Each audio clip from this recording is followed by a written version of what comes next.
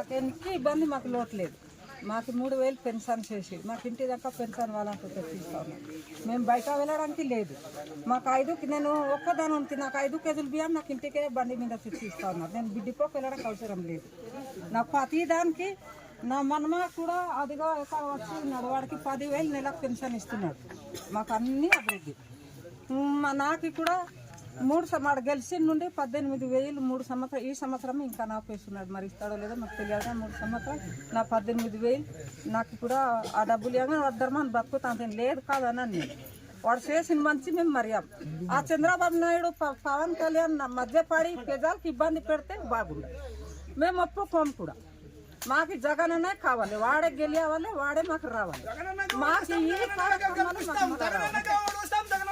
వాడే గెలిచి మాకు అన్ని పరిపాలన చేస్తామని వాడే మాకు ఉండాలని. నా పేరు గుల్లెల నారాయణరావు. జగన్మోహన్ రెడ్డి వచ్చిన ఓ పెన్షన్ ఎక్కాను, ఒక రేషన్ ఎక్కాను, ఇంటి దాకా రేషన్ చర్చిస్తూ ఉన్నారు, ఇంటి దాకా వాలంటీర్లు పెన్షన్ చర్చిస్తూ ఉన్నారు. ప్రతి ఒక్క సమస్య కానీ ఒక రేషన్ కార్డు లేకపోయినా, ఒక కార్డు కేడింగ్ లేకపోయినా సచివాలయానికి వస్తేనే వెంటనే ఏడింగ్ చేస్తూ ఉన్నారు వాలంటీర్లు. ఈ జగన్మోహన్ రెడ్డి మరి పవన్ కళ్యాణ్ చంద్రబాబు నాయుడు మరి వేరిచ్చే ఆర్గ్యుమెంట్ల వల్ల, వేరిచ్చే కంప్లైంట్ వల్ల మాకు ఈరోజు పెన్షన్ ఆఫ్ చేశారు. మరి పెన్షన్ ఆఫ్ చేశారు.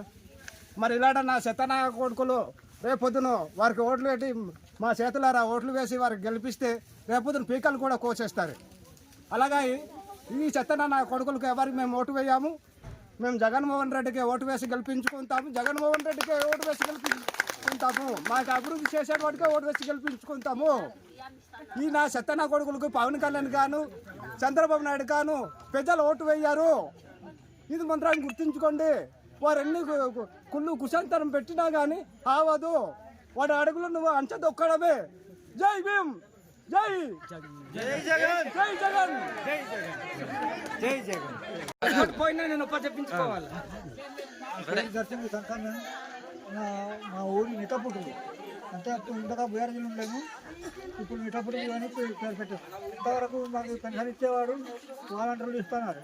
ఈ రోజుకు మరి 2వ తారీఖు అయింది కదా, 1వ తారీఖు అయింది, ఇప్పటికి ఇచ్చేవాల్సింది. మరి దీనికోసం కాలేదో మాకు తెలియదు. ఇది ఆగింది, మాకు ఆగకుండా వెంటనే మాకు ఈ పెన్షన్ అందించడానికి కొంచెం సిద్ధం చేయండి. మేము రాలేము. కొంతమంది ముసలాళ్ళు, కొంతమంది పనులు కనబడని వాళ్ళు ఉన్నారు, కొంతమంది కాలు చేతులు రాని వాళ్ళు ఉన్నారు. అలాంటి వాళ్ళు మేమేమి రాగలం కానీ సచివాలయంగా రాలేము. కనుక మీరే ఇది ఇంటికి పంపించడానికి మా వాలంటీర్ల మీద పంపిస్తారని నేను అడుగుతున్నాను. ఓకే.